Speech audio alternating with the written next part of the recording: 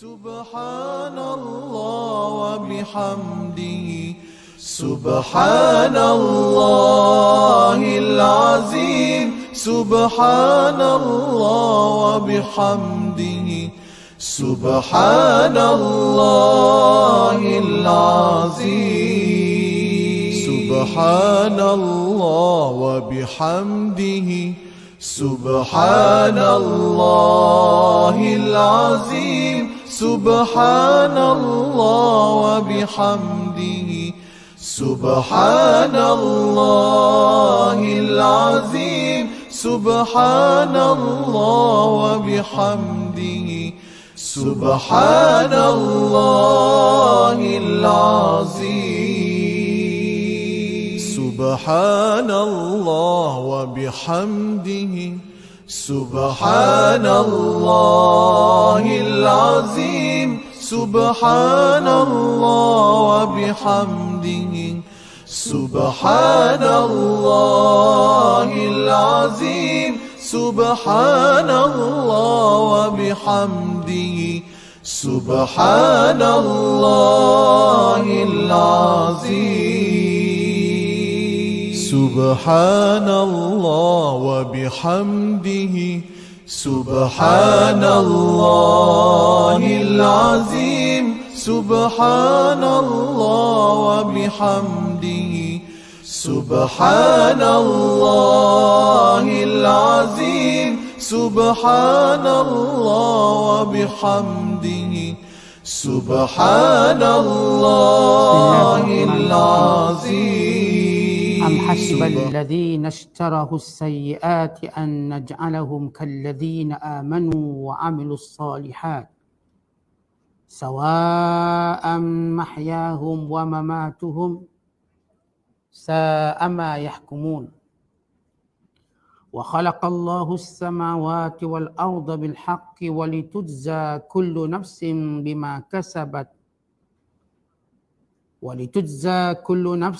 بما كسبت وهم لا يظلمون أفرأيت من اتخذ إلهه هواه وأضله الله على علم وختم على سمعه وقلبه وجعل على بصره غشاوة فمن يهديه من بعد الله أفلا تذكرون وقالوا ما هي إلا حياتنا الدنيا نموت ونحيا وما يهلكنا إلا الدهر وما لهم بذلك من علم إن هم إلا يظنون وإذا تتلى عليهم آياتنا بينات ما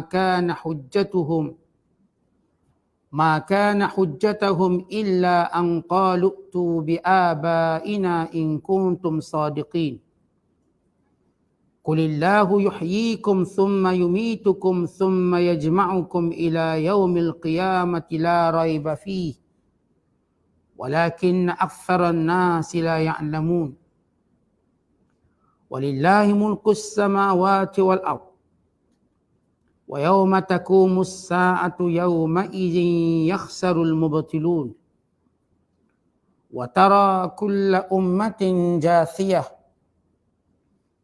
كل أمة تدعى إلى كتابها اليوم تجزون ما كنتم تعملون هذا كتابنا ينطق عليكم بالحق إنا كنا نستنسخ ما كنتم تعملون صدق الله العظيم.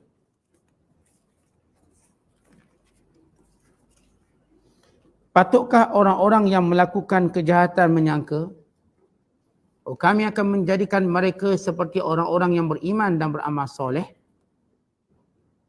dengan menyamakan keadaan mereka semua semasa mereka hidup dan semasa mereka mati. Buruk sungguh apa yang mereka hukumkan itu. Dan ingatlah, Allah menciptakan langit dan bumi dengan cara yang sungguh layak dan berhikmah untuk membuktikan keesaannya dan keadilannya. Dan supaya tiap-tiap diri diberi balasan dengan apa yang mereka telah kerjakan, baik atau jahat. Sedang mereka tidak dikurangkan balasannya sedikit pun. Dengan yang demikian, Bagaimana fikiranmu wahai Muhammad terhadap orang yang menjadikan hawa nafsunya Tuhan yang dipatuhinya dan ia pula disesatkan oleh Allah kerana diketahuinya bahawa ia tetap kufur ingkar dan dimeteraikan pula atas pendengarannya dan hatinya serta diadakan lapisan penutup atas penglihatannya, maka siapakah lagi yang dapat memberi hidayah petunjuk kepadanya sesudah Allah menjadikan dia berkeadaan demikian? Oleh itu mengapakah kamu wahai orang-orang yang ingkar tidak mau beringat dan insaf? Dan mereka berkata, tiadalah hidup yang lain selain daripada hidup kita di dunia ini. Kita mati dan kita hidup silih berganti. Dan tiadalah yang membinasakan kita melainkan edaran zaman. Padahal mereka tidak mempunyai sebarang pengetahuan tentang hal itu. Mereka hanyalah menurut sangkaan semata-mata. Dan apabila dibacakan kepada mereka ayat-ayat keterangan kami yang jelas nyata mengenai soal hidup semula sesudah mati, tidaklah ada hujah mereka untuk menolak kebenarannya selain daripada berkata, bawalah datuk nenek kami hidup semula. Kalau betul kamu orang-orang yang benar, katakanlah wahai Muhammad, Allah yang menghidupkan kamu, kemudian ia akan mematikan kamu. Setelah itu ia akan menghimpunkan kamu dalam keadaan hidup semula pada hari kiamat. Hari yang tidak ada sebarang syak tentang kedatangannya. Akan tetap kebanyakan manusia tidak mengetahui ketetapan itu. Dan bagi Allah jugalah kuasa pemerintahan langit dan bumi. Dan ketika berlakunya hari kiamat, pada saat itulah ruginya orang-orang yang berpegang pada perkara-perkara yang salah. Dan pada hari kiamat engkau akan melihat tiap-tiap umat bertelut, yakni berlutut dalam keadaan cemas dan menunggu pengadilan, menunggu panggilan. Tiap-tiap umat diseru untuk menerima kitab suratan amalnya serta dikatakan pada mereka, pada hari ini kamu akan dibalas menurut apa yang kamu telah kerjakan. Inilah surat tulisan malaikat kami. Ia memberi keterangan terhadap kamu dengan yang benar. Kerana sesungguhnya kami telah perintahkan malaikat menulis segala yang kamu telah lakukan di dunia dahulu. Masih lagi kita berada dalam penafsiran surah Al-Jathiyah. Surah yang ke-45 pada juzuk yang ke-25. Bermula ayat 21 sehinggalah ayat yang ke-29. Ayat-ayat yang kita bacakan ini menjelaskan perbezaan di antara orang-orang yang baik dan orang-orang yang melakukan kejahatan. Sama ada kehidupan di dunia ataupun kehidupan di akhirat. Kemudian ayat yang kita bacakan ini juga Allah Ta'ala menjelaskan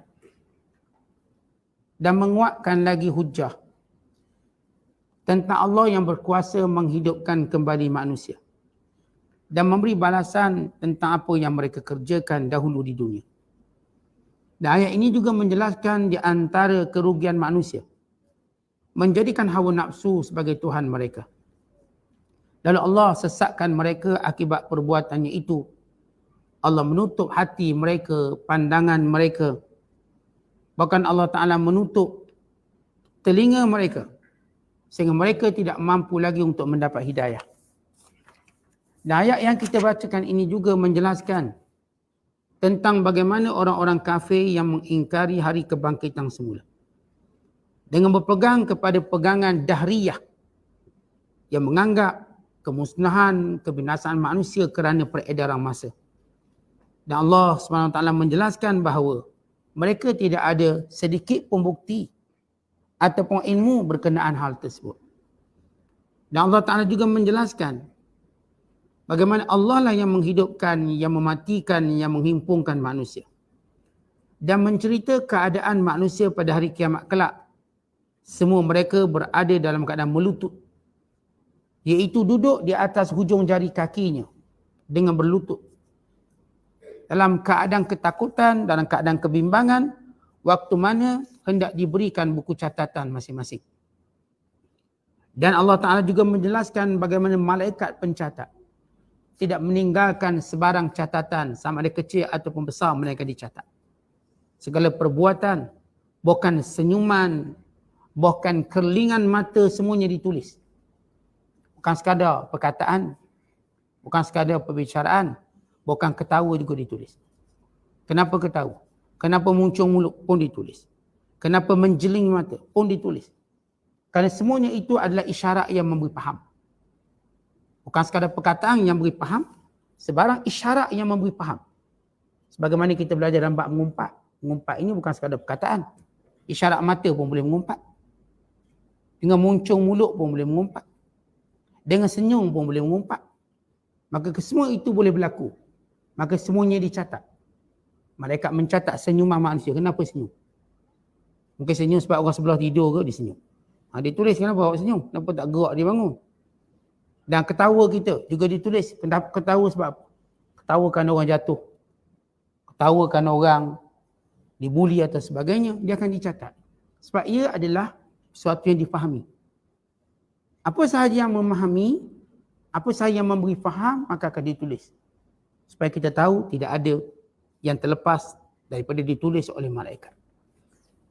Berhubung dengan ayat yang kita bacakan, itu pada ayat yang ke-21. Am hasibal ladzina ishtarahu sayyi'at. Apakah orang-orang yang melakukan kejahatan dengan mensyirikkan Allah, mengkufurkan Allah, menyangka bahawa mereka sama dengan orang-orang yang beriman di dunia dan di akhirat? Cerita ayat ini, kata Imam Kalbi, turun ayat ini kepada Ali, Hamzah dan Abi Ubaidah bin Jarrah ataupun Abu Ubaidah bin Jarrah radhiyallahu taala anhum. Ketika mana berhadapan dengan tiga pemuka musyrikin yang bernama Utbah, Syaibah, Walid bin Utbah. Berdepan.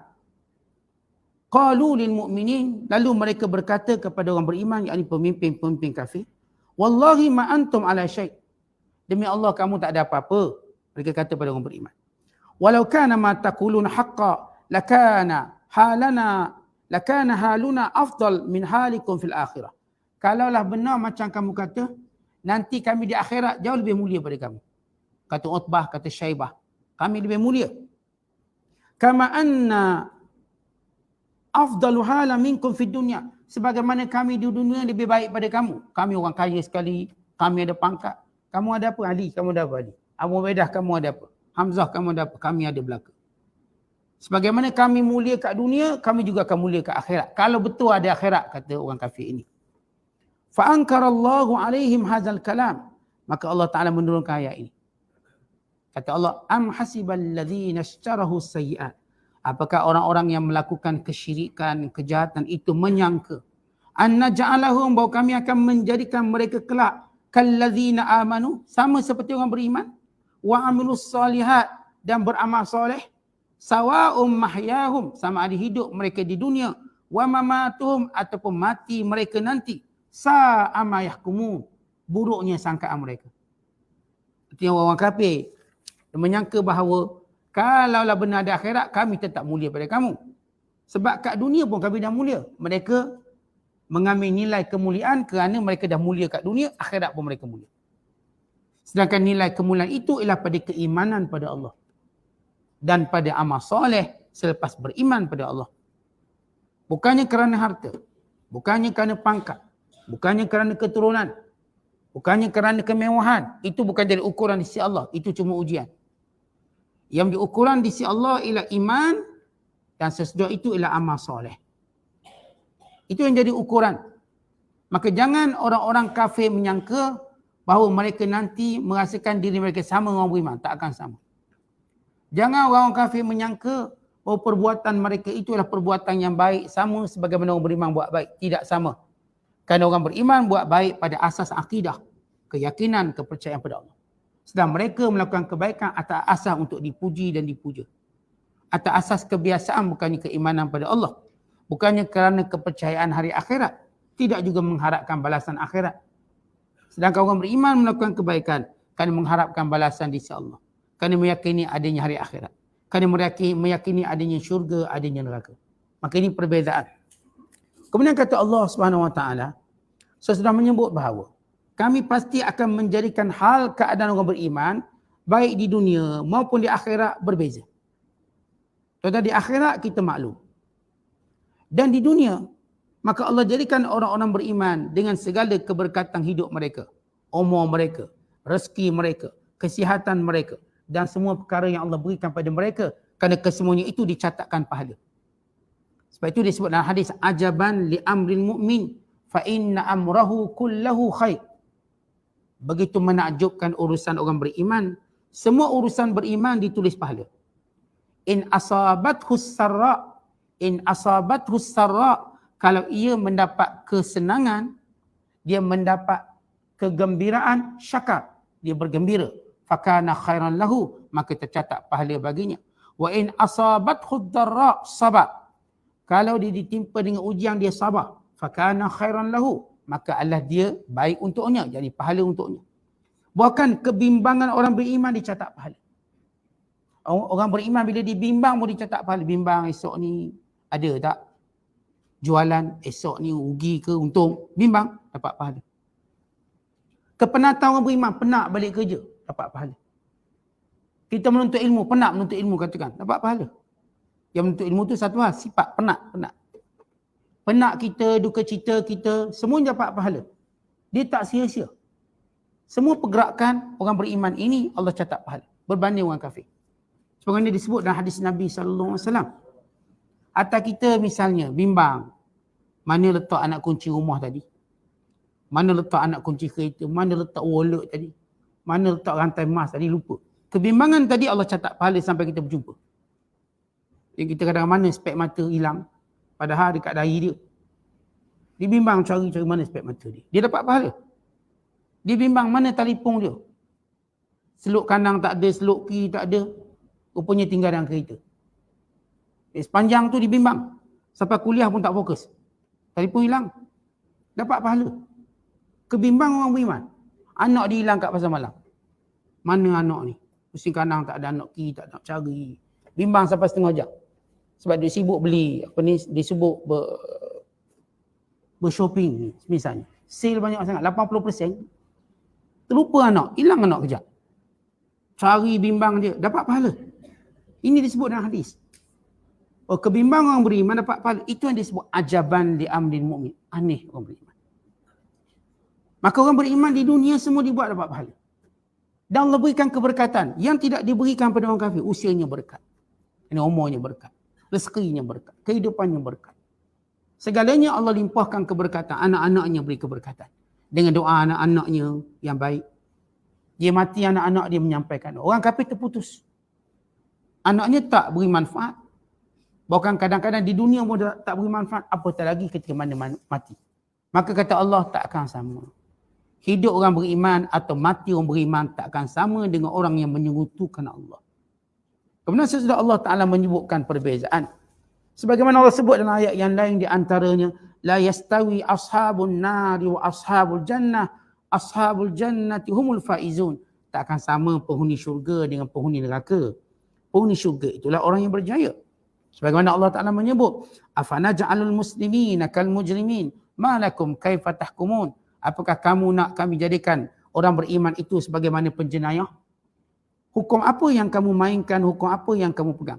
Tak akan sama. Am naj'alul ladzina amanu wa 'amilus salihati kal mufsidina fil ardh am naj'alul muttaqina kal fujjar. Kata Allah, apakah kamu menyangka kami akan menjadikan orang beriman dan beramal soleh sebagai perosak di muka bumi ataupun sebagai orang jahat? Tidak, kami jadikan mereka orang yang kami berkati. Tapi orang kafir, dia cuba jadikan orang beriman sebagai pengganas, teroris, mufsid.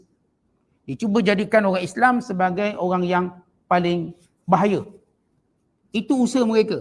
Maka Allah jawab, apakah kamu hendak menjadikan orang beriman itu sebagai perosak muka bumi? Ataupun sebagai orang-orang jahat, kamu tak mampu melakukan demikian.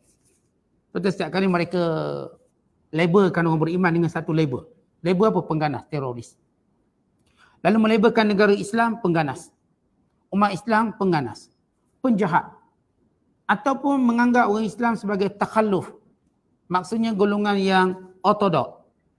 Yang ke belakang. Yang tak maju. Dianggap negara Islam tak maju. Negara kafir maju. Setiap kali mereka bagi label pada orang Islam, setiap kali itulah Islam makin naik, makin naik, makin naik. Label tu tak berjaya. Tuan-tuan tengok bila mereka letak label orang Islam pengganas. Dan jumlah umat Islam ataupun jumlah orang memeluk Islam makin bertambah. Bukan statistik tahun 2022. Agama yang paling pantas bertambah pengikutnya Islam. Statistik tahun 2002, bukan sebelum ini. Terlalu cepat. Di sebalik mereka kata pengganas. Ini sekumpulan tentera Korea pergi di Afghanistan. Asalnya mereka dalam misi PBB untuk kononnya bina jambatan, untuk sekian-sekian. Mereka tak terlibat dengan perang. Tentera Korea Selatan. Akhir sebahagiannya memeluk Islam. Yang kata Afghanistan itu teroris. Ini menunjukkan bagaimana bila mereka cuba letak label, dan Allah dah sebut dalam Quran, apakah kamu nak menjadikan orang Islam sebagai pengganas? Kal mufsidina fil ardh. Kamu nak jadikan orang bertakwa kal fujjar, orang-orang jahat. Kamu tak mampu melakukan. Kami memelihara orang beriman. Akhirnya apa yang berlaku pada orang beriman bertambah. Kemudian Allah Ta'ala menjelaskan, sesudah menyebut tentang nilai orang beriman di dunia dan di akhirat. Wa khalaqallahu as-samawati wal arda bil haqq. Dan dialah Allah yang menjadikan langit dan bumi dengan sebenar. Baik, kenapa Allah Ta'ala sesudah menyebut tentang takkan sama perbuatan, kehidupan orang beriman dan orang kafir, kemudian Allah Ta'ala menyatakan, dia Allah yang menciptakan langit. Dia Allah yang membina langit dengan segala keunikannya dan bumi dengan segala keindahannya dengan sebenar. Maksud dengan sebenar, iaitu Allah jadikan baik langit atau bumi ada mizan, ada peraturan. Sebagaimana langit ada peraturan, bumi juga ada peraturan. Dan Allah menjadikan satu di atas dunia ini ada peraturan. Maka peraturan Allah, bahawa semua yang datang, semua yang Allah berikan pada manusia itu ujian. Peraturan Allah, ialah orang yang beriman, maka mereka ini yang akan mendapat balasan yang baik. Yang kufur ingkar, mereka ini yang akan dihukum dan diazab oleh Allah. Maka kata Allah, kami jadikan langit dan bumi dengan sebenar, yakni dengan peraturan. Untuk ditegakkan antara hamba-hamba Allah Ta'ala. Dan di antara peraturannya bahawa langit dan bumi ini akan hancur untuk hari kebangkitan. Untuk hari di mana manusia akan diberi balasan. Kata Allah, walituzza kullu nafsin bima kasabat wa hum la yuzlamun. Dan untuk Allah Ta'ala jadikan dunia ini tempat setiap manusia melakukan amalan. Kemudian mereka akan dibalas dengan apa yang mereka lakukan ketika mana hidup di dunia dalam keadaan mereka tidak dizalimi sedikit pun. Maksudnya Allah Ta'ala bila menyebut langit dan bumi ini milik Allah. Dan Allah jadikannya dengan peraturan. Sebagaimana Allah ciptakan manusia juga dengan peraturan. Allah sebut dalam Al-Quran, وَمَا خَلَقْتُ الْجِنَّ وَالْإِنسَ إِلَّا لِيَعْبُدُ. Tidak aku jadikan jin dan manusia melainkan untuk menyembah aku. Itu peraturan. Sebagaimana Allah jadikan bumi ada peraturan, langit ada peraturan, siang malam ada peraturan. Matahari yang terbit dan yang terbenam ada peraturan. Maka demikian Allah jadikan peraturan bagi manusia dengan sebenar. Maka siapa yang berbuat baik, dia beri balasan yang baik. Siapa yang sebaliknya, maka dihukum. Dalam keadaan mereka tidak akan dizalimi. Yang tidak akan dikurangkan.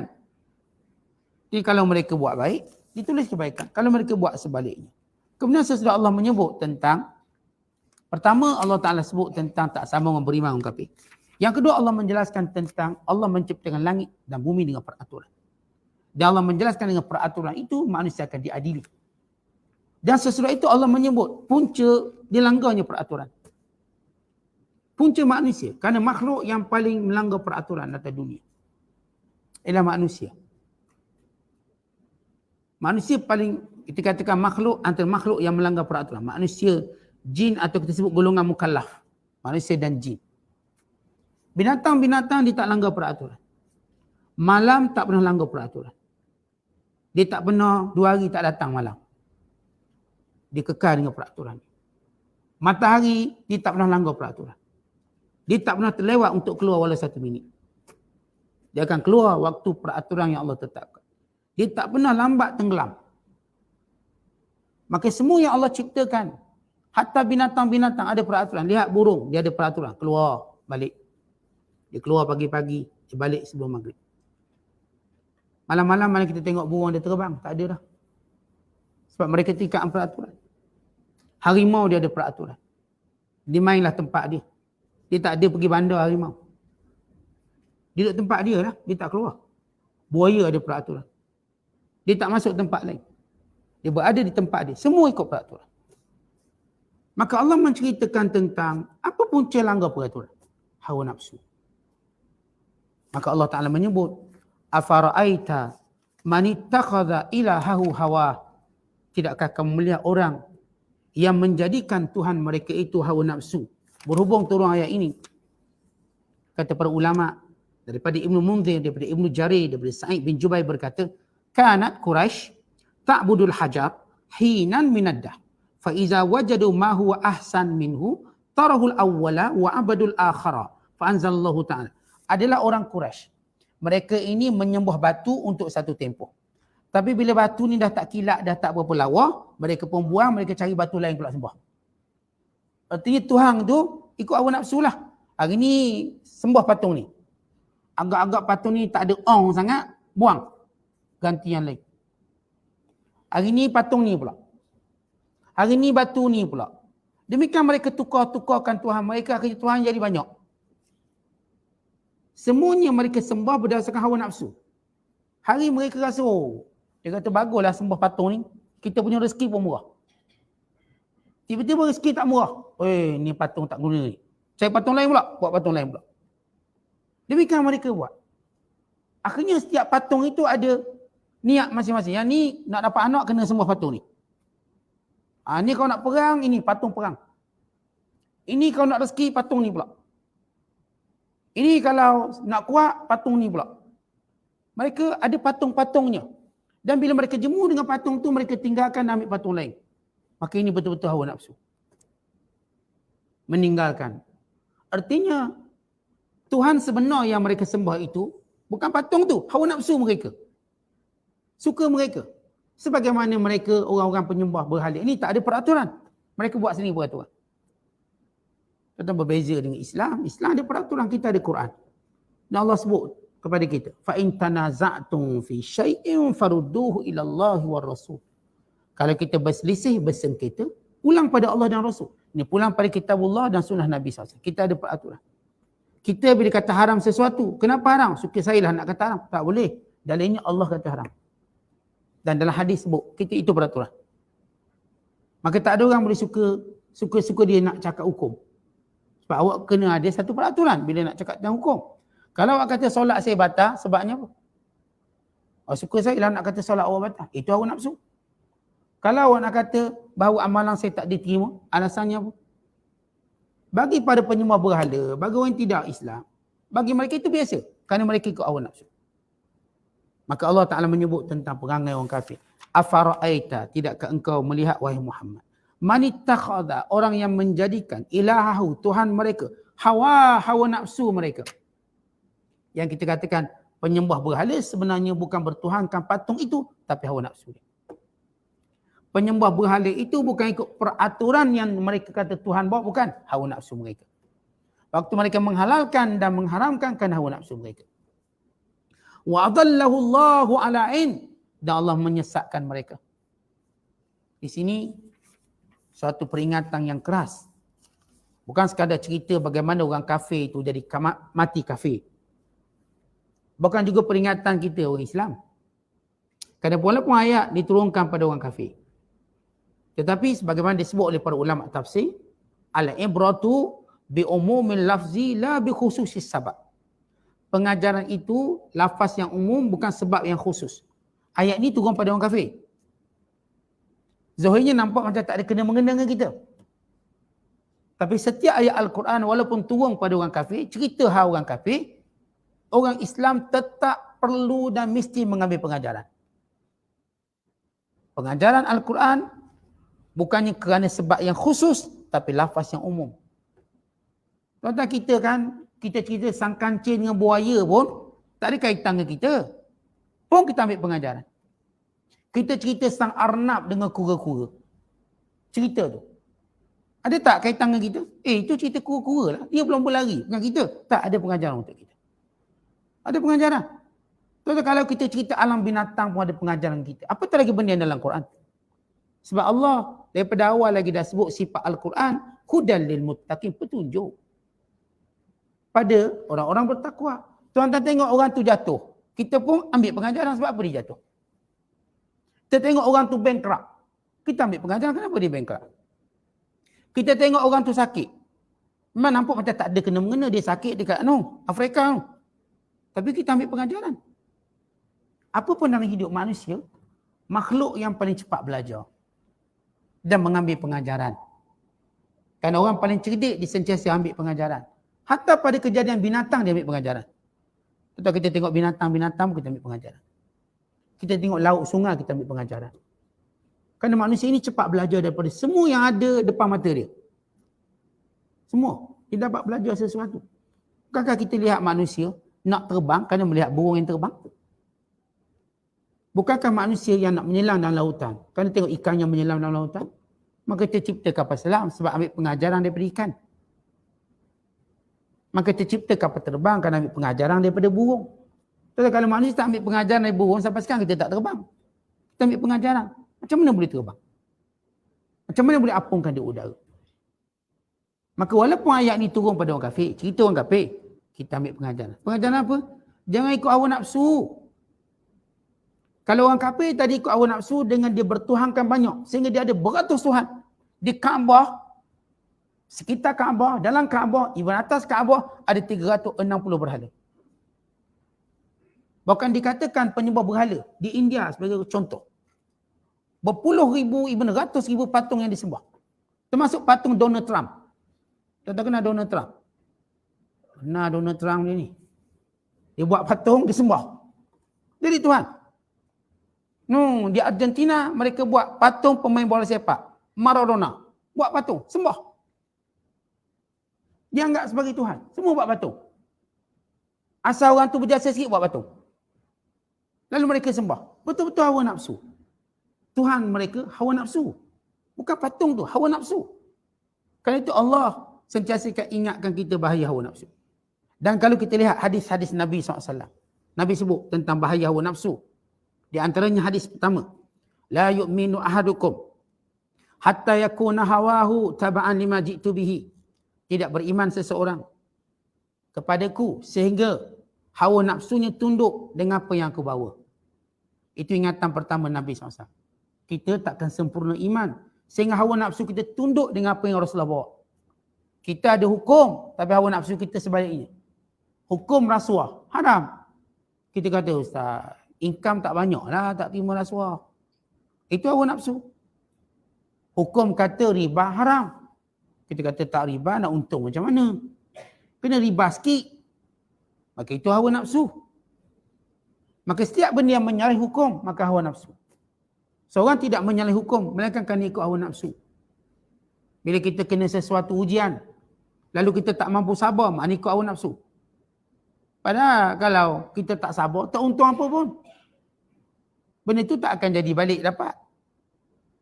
Maka Allah ajar kita supaya bersabar. Yang kedua, Rasulullah sallallahu alaihi wasallam berkata, "Ma'ubida tahtas sama'i ilahun abghadu ila Allah minal hawa." Tidak ada satu pun benda yang paling Allah benci untuk dipatuhi di dunia selain hawa nafsu. Tu kita selalu kata jangan ikut hawa nafsu. Semua benda tuan-tuan belajar ikut hukum, jangan ikut hawa nafsu. Bab makan, jangan ikut hawa nafsu. Bab berjalan sana, berjalan sini, jangan ikut hawa nafsu. Kita hidup ni bukan kerja berjalan je, kita ada tugas lain. Ada jenis orang yang suka berjalan raung dunia, raung dengan basikal, sekian-sekian. Jangan ikut nafsu sangat. Semua bukit dicari nak panjat. Jangan ikut hawa nafsu sangat. Kita kan ada tugas kita. Jangan sampai mati kita gunung sampai. Kita kan ada benda yang kita perlu buat. Yang semua hal lain itu biar kadar dia, ada kadar dia. Kita nak main, jangan ikut hawa nafsu sangat. Maghrib pun tengah bola lagi. Ikut hawa nafsu, berhentilah, solat dulu. Bukan tak bagi main bola. Jangan ikut sangat. Tidak ada benda yang paling Allah benci diikuti selain hawa nafsu. Malam-malam pun main bola lagi. Bila nak pergi kuliah? Siang kerja, malam main. Bila nak pergi kuliah? Cuti balik kampung. Dia punya jadual dia. Tak ada dalam jadual di kuliah. Tak ada. Belajar tak ada. Semuanya sibuk dengan urusan hawa nafsu. Ini ikut hawa nafsu belaka. Kita dah sebut dalam hadis Nabi SAW. Bila Salman Farisi berkata kepada temannya, saudaranya, itu Abu Darda radhiyallahu ta'ala anhu, "Inna li rabbika 'alaika haqqan wa li ahlika 'alaika haqqan wa li nafsika 'alaika haqqan fa'ati kulli dhi haqqin haqqahu. Allah ada hak yang kamu kena buat. Hak Tuhan. Isteri kamu ada hak yang kamu kena berikan, hak keluarga. Diri kamu pun ada hak untuk kamu berikan hak diri kamu. Dan setiap hak tadi berikan mengikut sepatutnya. Tuan-tuan, untuk kita, hak diri kita, berilah. Bolehlah beli pakaian, bolehlah kasut comel, itu hak kita. Sila berhias. Sila ambil segala benda yang kita suka. Ya Bani Adam, khuzu zinatakum inda kulli masjid. Wahai anak Adam, ambillah segala perhiasan kamu. Ke mana kamu nak mendatangi masjid, ambillah segala perhiasan. Itu hak kita. Hak nak makan, nak minum, nak berehat, nak tidur, nak melancong, hak kita. Kemudian ada hak isteri kita.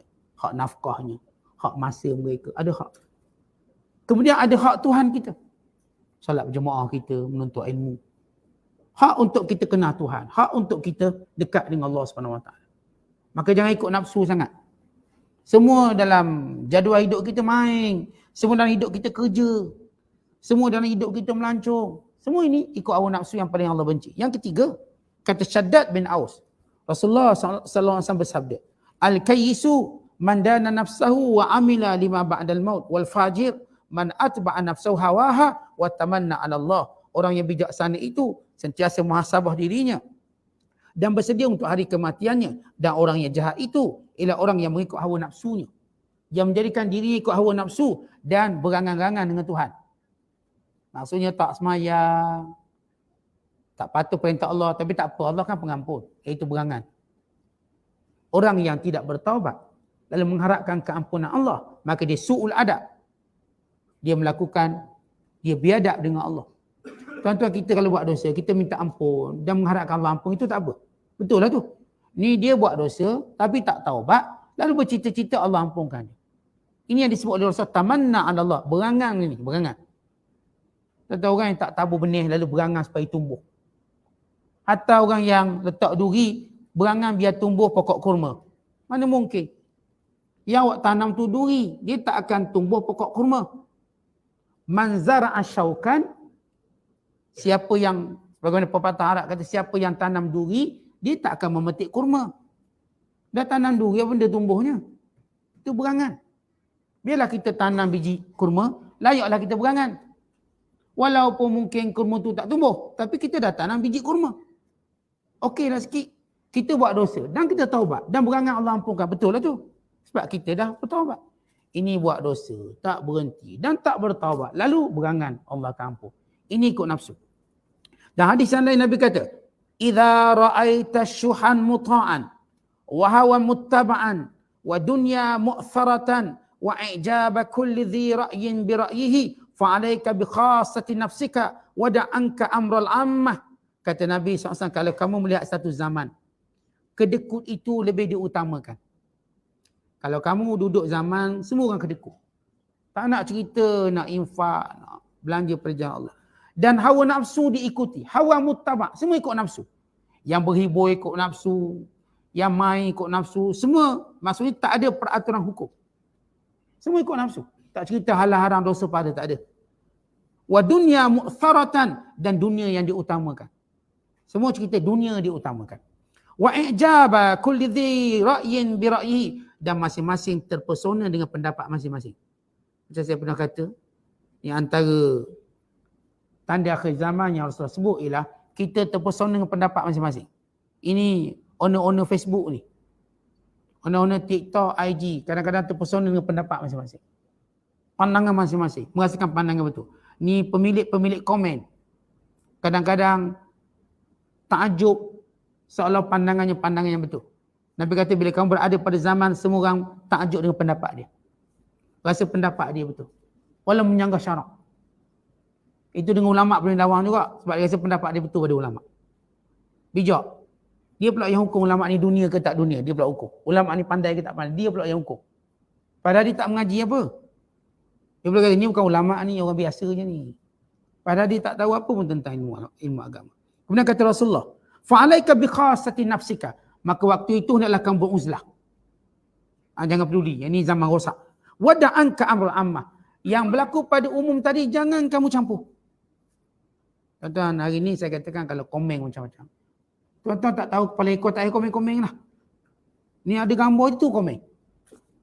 Komen macam-macam dia nak komen apa yang nak komen. Dia lupa setiap dia komen tu malaikat tulis. Betul kalau kita buat ada pada zaman macam ni, tak payah nak tulis komen. Tak apalah wall kita, Facebook kita tak meriah pun tak apa. Ni orang lain sahab 40,000 komen, biarlah dia. Kita tak ada benda nak komen, tak tahu apa nak komen, buat apa. Dan Rasulullah SAW bersabda, salasun muhlikat wa salasun munjiat. Ada 3 perkara yang membinasakan dan 3 perkara penyelamat. Adapun 3 perkara yang membinasakan ialah syuhun muta', kedekut yang diikuti, wa hawa muttaba', dan hawa nafsu yang dituruti, wa ijabal mar'i binafsihi, dan syok dengan pendapat sendiri, wal munjiat. Adapun penyelamat, 3 penyelamat, khasyatullah fis sirri wal alaniyah, takut pada Allah ketika bersendirian dan ketika berada bersama orang ramai, wal qasdu fil ghina wal faqr, bersederhana, sama dengan keadaan kaya atau miskin, sederhana. Wal adlu fil ridha wal ghadab, berlaku adil, sama ada ketika mana redha atau ketika mana marah, berlaku adil. Maka ini antara dalil-dalil tentang bahaya hawa nafsu. Bagaimana Allah Ta'ala menyatakan tidak akan kau melihat orang menjadikan hawa nafsu sebagai Tuhan yang diikuti. Kemudian kata Allah, apa kesan orang ikut hawa nafsu? Kata Allah, wa adallahu Allahu ala ilm, Allah menyesatkan dia. Baik, kenapa disebut Allah menyesatkan? Pertama, mereka telah pilih kesesatan mengikut hawa nafsu. Mereka ingat dengan mereka pilih macam tu, umpama macam ni. Seorang pelajar, dia memilih untuk jawab soalan dengan jawapan yang salah. Dia pilih jawapan salah. Dia tahu yang betul, dia ingat yang salah. Maka yang tanda ni akan menggagalkan dia. Menggagalkan dia terus. Asal dia ingat, saya saja nak buat salah. Yalah, saya gagalkan awak terus. Asal dia ingat kesannya cuma cukup. Dia boleh betulkan balik. Bila seorang buat salah, secara sengaja, dia rasa nanti dia boleh betulkan balik. Dia ikut hawa nafsu, dia rasa dia boleh betulkan balik. Tidak. Kerosakan disebabkan ikut hawa nafsu. Qallama, sedikit yang boleh betulkan balik. Kerana kesan dia ikut hawa nafsu, maka Allah tutup pintu hati dia. Wa adallahu Allah, Allah sesatkan dia. Wa khatama ala sam'i, Allah tutup telinga dia. Wa qalbihi, hatinya. Wa ja'ala ala basarihi ghisyawah, dan pandangannya. Tuan-tuan, bila gini, kalau kita tengok seorang tu dia ikut hawa nafsu, yang asalnya ada orang nasihat dia, maka orang yang nasihat pun tak nak nasihat. Maka itu gambaran telinganya tak lagi dengar benda baik. Kita kan, bila kita buat salah, adalah orang nasihat kita. Adalah orang yang ingatkan kita, kita pun buat tak peduli. Agak-agak orang tu nak nasihat lagi tak? Kalau masih nak nasihat, untung lagi-lagi kita untung lagi. Tapi kalau dah lama sangat, orang pun tak boleh, biarlah dia. Tak ada orang nak nasihat dia. Dan tak ada lagi orang yang cuba untuk dakwah pada dia. Maka kita ni tuan-tuan, kalau masih ada orang nasihat kita, berarti Allah belum tutup telinga kita. Sampai suara nasihat tu masih dengar walaupun kita dah tutup tingkap. Rumah sebelah masjid surau, tutup tingkap. Masuk juga suara tu. Tak ketuk, dia masuk terus. Kita dengar juga. Kerana Allah masih belum tutup telinga kita. Tapi sampai peringkat telinga ni tak dengar lagi orang bicara tentang nasihat. Dan orang yang dekat dengan kita pun dah tak nak nasihat. Dan kita pun yang dah ikut hawa nafsu kita, maka itu tanda Allah telah meterai telinga kita. Tak dengar. Dan sebagaimana Allah juga meterai hati kita. Dah tuan-tuan, kita tak dengar benda baik. Sebab apa yang kita dengar tu masuk dalam hati. Dah tak ada benda dah nak dengar. Tak ada benda dah kita dengar yang baik-baik dari nasihat orang-orang baik. Maka hati pun juga tertutup. Tuan-tuan, bila hati pula tertutup, maka pandangan mula tertutup lagi. Maka lengkap semua panca indera kita tak berfungsi. Kesan daripada kita mengikut hawa nafsu, maka panca indera kita semua rosak. Bukan panca indera zahir, panca indera batin. Macam ginilah tuan-tuan. Kalau kita ikut hawa nafsu, makan ikut dan kita. Kita pun kena kencing mani. Contohlah, ikut dan makan. Apa kesannya? Mata kita mula kelabu. Tak nampak. Ustaz pun dah tak nampak. Tak nampak. Teruk sangat kencing mani, misalnya. Kitab pun tak nampak. Kemudian apa kesan dia? Kesan dia akan semua membabitkan semua panca indera dia. Saraf dia dan sebagainya. Itu cuma hawas, panca indera zahir. Dia pun tahu bahaya ikut hawa nafsu, kesan pada seluruh panca indera dia. Telinga dah tak berdengar. Ada sahabat saya seorang tu, dia cerita dek, tinggi gula dia sampai dia pun jadi sewel. Dia tak betul. Dan dia tak boleh ingat. Bini dia pun dia tak ingat. Dia tak kenal semua nama orang. Walau dia ni orang yang kuat ingatan. Tapi dek kena kecil mana yang kuat dia tak ingat. Nama siapa. Bayangkan yang datang kuliah tak ingat. Yang tak datang kuliah lagi dia tak ingat. Dia punya hilang ingatan. Sampai macam tu. Berbulan hilang ingatan. Kata itu cerita hawa nafsu dunia. Bak makan. Ini cerita hawa nafsu tak nak ikut petunjuk Allah. Maka Allah menghilangkan seluruh panca indera penyebab pada hidayah. Akhirnya dia menjadi buta, bukan buta matanya. Tapi buta hatinya. Dia tak dapat dengar, bukan kerana pekak telinganya. Tetapi kerana apa? Kerana Allah tutup telinganya yang batin. Untuk dia memproses benda-benda baik. Itu saya katakan, kita ni, kalau hidup, masih dengar orang nasihat. Dan kita pun masih suka orang nasihat kita. Kita pun hadir majlis ilmu, suka dengar orang nasihat. Biarpun kadang-kadang terkena tu macam keras sikit. Ada hari macam keras sungguh ni, macam kena kat aku je ni, keras. Ada hari lembut sikit. Sebab apa? Macam kena kawan kita, lembut sikit. Namun kita bersedia untuk dinasihati. Siapa pun yang datang majlis ilmu, dia bersedia untuk dinasihati. Bersedia ditegur. Dan bila ditegur, dia berlapang dada, berarti Allah nak beri kebaikan pada dia. Kalaupun sukar untuk dia terima, tapi dia tetap datang juga, Allah nak beri kebaikan lagi pada dia. Sampai waktunya dia akan dapat kesan setiap nasihat yang diberikan. Setiap teguran, setiap perkara yang diingatkan. Kata inilah dia kebaikannya. Sebab nasihat itu, kebaikan itu umpama benih. Lama kelamaan benih itu akan bertunas dan bercambah. Walaupun mula-mula nampak benih itu tak ada apa. Biasa je, tapi bila campak kat tanah, lama kelamaan dia akan tumbuh. Walaupun kadang-kadang tumbuhnya toge. Kadang-kadang tumbuhnya sekian. Dan kadang-kadang mungkin tumbuhnya balok. So, rupanya benih balok. Maksudnya kesan nasihat tu. Ada orang kesan nasihat itu, apa pun tetap beri kesan. Sikit banyak. Ada orang sampai peringkat, dia dinasihati, dia berubah secara drastik. Kesan, dia duduk tempat nasihat. Ada orang bukan sekadar dia berubah, dia mengubah orang. Bahkan mungkin dia mengubah alam. Dek kebaikan yang didengar. Maka ini kita katakan, bagaimana Allah membuka segala panca indera kita untuk dengar nasihat. Dan kita tidak menutupnya dengan mengikut hawa nafsu. Maka selagi itu banyak kebaikan yang Allah berikan pada kita. Wallahu a'lam bishawab. Assalamualaikum warahmatullahi wabarakatuh.